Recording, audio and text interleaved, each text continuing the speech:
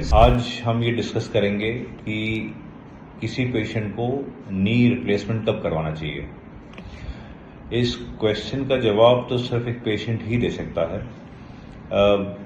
इसका एक अच्छा एग्जाम्पल है कि जनरली हम लोग जो कार के टायर होते हैं वो 40,000 किलोमीटर के बाद रिकमेंडेड है कि चेंज करवा लेना चाहिए, यानी कि 5 साल।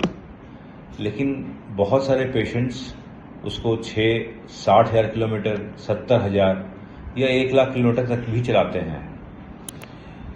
जैसे जैसे टायर 40,000 किलोमीटर के बाद चलते हैं वैसे वैसे उनके अंदर एक तो स्पीड कम हो जाती है और उसकी वजह से, और टायर के घिसने की वजह से, उसकी वजह से एक्सीडेंट के चांसेस बढ़ जाते हैं।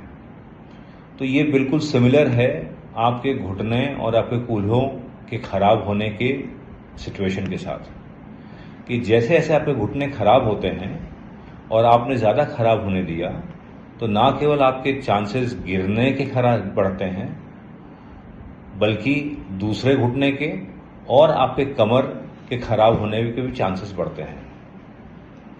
जब एक नी में आर्थराइटिस होता है और एडवांस आर्थराइटिस होता है तो नी का पेन बढ़ता है। उसकी वजह से आप अपनी डेली दिनचर्या या डेली एक्टिविटीज़ नहीं कर पाते। आपकी सोशल लाइफ हैम्पर होती है। सोशल लाइफ हैम्पर होने की वजह से आपको घर में रेस्ट्रिक्ट होकर रखना पड़ता है। चांसेस ऑफ डिप्रेशन बढ़ता है। एक लंगड़ाहट आती है। कोई महिला जिसमें आर्थराइटिस हो, इतनी ज़्यादा हो, तो अपने घर के कामकाज भी नहीं कर पाती। वो किचन में जाके अपना जो रोज़मर्रा की ज़िंदगी है वो पूरी नहीं कर पाते।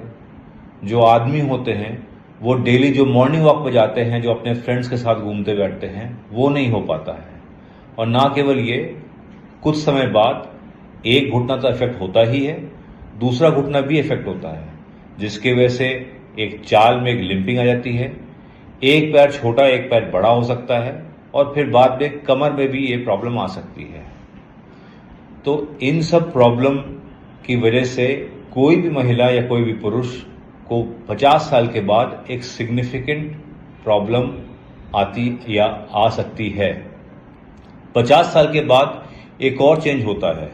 50 साल के बाद आपके हड्डियां और आपके मांसपेशियां जल्दी वीक होते हैं, उनकी स्ट्रेंथ कम होती है और इंटरनल जो उनकी जो स्ट्रेंथ होती है, जो उनके अंदर जो है, जो उनकी प्रोटीन होती है, वो बहुत जल्दी उनमें उनके लेवल में कमी आती है।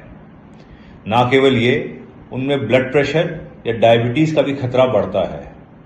हम लोग अक्सर जो प्रॉब्लम होती घुटने की वो लास्ट मोमेंट तक छोड़ते हैं और ये कहा जाता है, नॉर्मली कहा जाता है कि जब तक चल सकें, जब तक अपना काम हो सके, तब तक उन घुटनों से काम करना चाहिए। ये एक गलत धारणा है। धारणा ये होना चाहिए कि हम कितना चल पाते हैं अपने टांगों को लेके।